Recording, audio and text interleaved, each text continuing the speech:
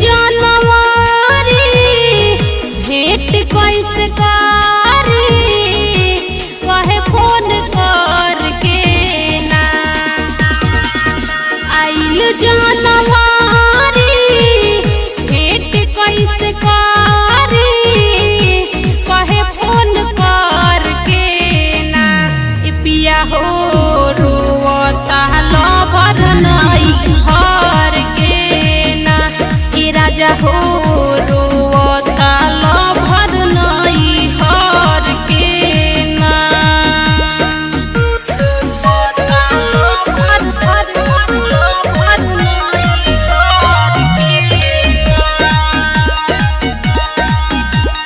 ललचा recording studio Gopalganj. याद बढ़िया बतावे पिछला हो साल के चुमा उनके अपन दूनु गाल के। याद बढ़िया बतावे पिछला हो साल के दिल रही चुमा उनके अपन दूनु गाल के।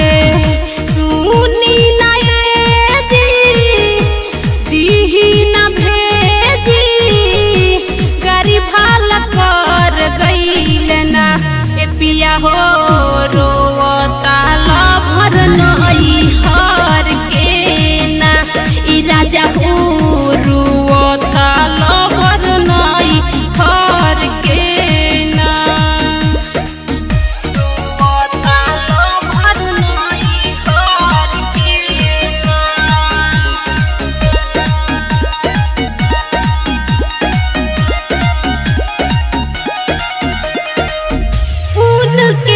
लहंगा पहन के पहले रही शादी दिहले निशानी रहले रौरा से बता दी। उनके लहंगा पहन के पहले रही शादी दिहले निशानी रहले रौरा से बता दी। साचे हम